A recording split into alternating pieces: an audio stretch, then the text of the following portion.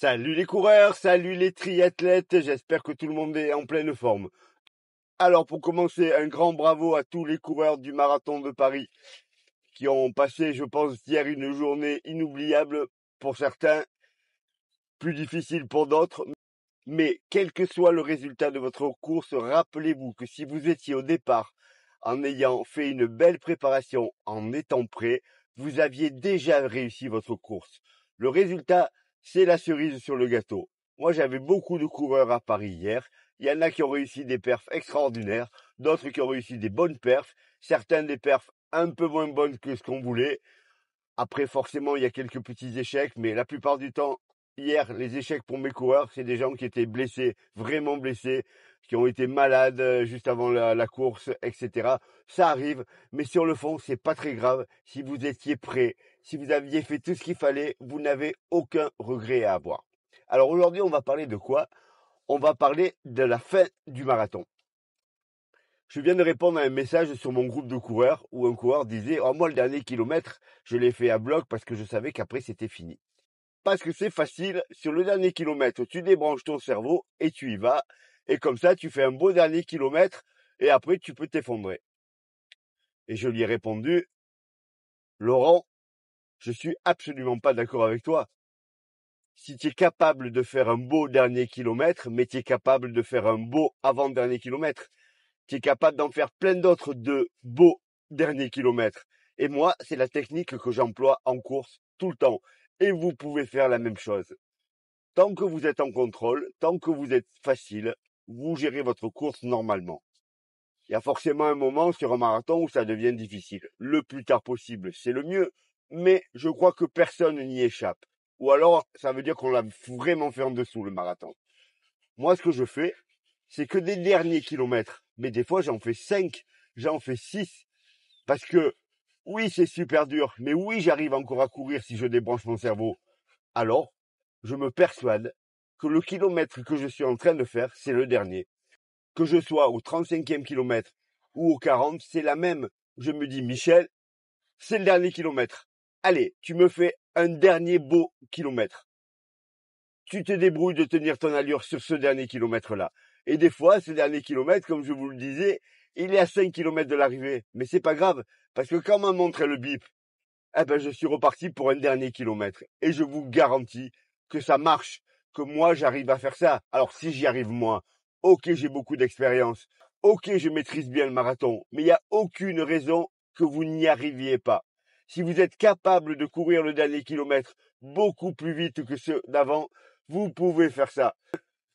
J'ai un de mes coureurs qui était blessé hier, qui avait mal à la jambe et qui a fait 10 kilomètres vraiment en dedans entre le 30 et le 40e. Mais par contre, il fait 2 derniers kilomètres incroyables. 3,45 je crois, ou un truc comme ça.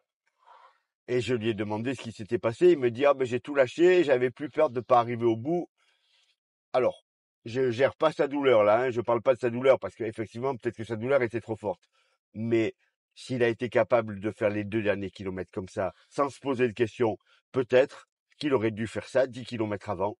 Ok, avec la douleur, ça passait peut-être pas, mais moi je pense que j'aurais tenté le coup. Je l'ai déjà fait. J'ai déjà couru des marathons entiers avec une douleur, en me disant, écoute, tu as mal, mais ça t'empêche de courir? Bah non. Alors, cours.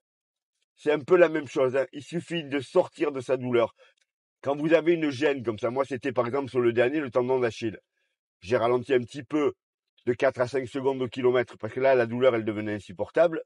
Mais quand j'étais à 3,57, 3,58, la douleur, elle était gérable. Elle était embêtante, mais gérable. J'ai fait avec et je me suis dit, écoute, si tu as mal, c'est que tu es en train de courir et à la bonne allure. Donc c'est super. C'est presque une bonne nouvelle d'avoir mal. Parce que si tu avais plus mal, ça voudrait dire que tu as vachement ralenti. Le marathon, ce n'est pas qu'une course où vous courez sur votre niveau. Il y a votre mental qui est énorme. Votre mental fait la différence. Et vraiment, il faut que vous appreniez à travailler cela. Le dernier kilomètre, celui dont on parlait tout à l'heure, faites-en plein à l'entraînement. Quand c'est difficile, quand vous êtes en fin de série, quand vous faites des grosses séances, le dernier kilomètre, vous le faites plein de fois à l'entraînement. Vous allez vous mettre dans les mêmes conditions. Il y a des moments à l'entraînement, on est dans le dur. Ben faites la même chose. Dites-vous, allez, encore 1 kilomètre.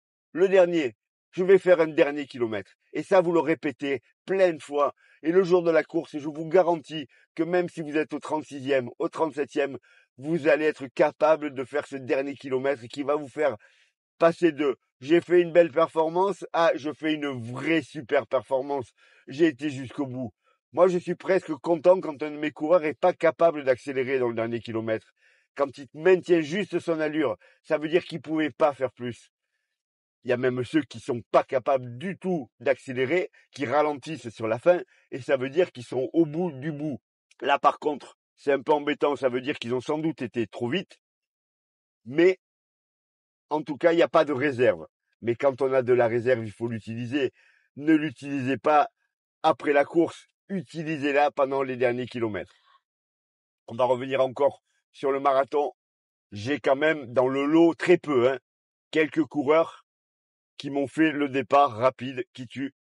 Le départ où on passe au 10e kilomètre avec 1 minute d'avance, qui se transforme en 10 minutes de retard. À la fin, bien entendu, alors qu'ils avaient largement les jambes. Alors je vous le redis encore une fois dans cette vidéo, les 10 premiers kilomètres d'un marathon, on respecte l'allure qu'on a bossé à l'entraînement. Moi, je fais bosser l'allure marathon pendant 20 semaines. 20 semaines. Dès le départ de la prépa, je fais bosser l'allure marathon pour que ça devienne une allure où on soit super économique, super efficace. Si le jour de course, vous respectez pas ça, ça se passe jamais bien. 10 kilomètres, c'est pas long 10 kilomètres. À partir du 11e kilomètre, vous êtes déjà un peu fatigué. Vous ne pouvez pas aller plus vite sur votre forme générale.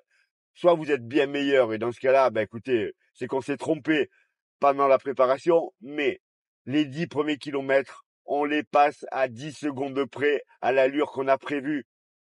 J'ai un coureur qui est passé 50 secondes plus vite au 10e kilomètre hier, alors qu'il avait 20 secondes de retard après le premier. 1 minute 10. Il n'a pas tenu. C'est impossible. Vous n'êtes pas devenu de meilleurs coureurs pendant la nuit. Respectez l'allure. Comme je le dis toujours, pendant les 10 premiers kilomètres, on vit à crédit. Si vous empruntez des secondes, vous les rendez dans le kilomètre qui suit. Je devais courir à 5 minutes au kilomètre. Je suis passé emporté par le départ en 4 minutes 40.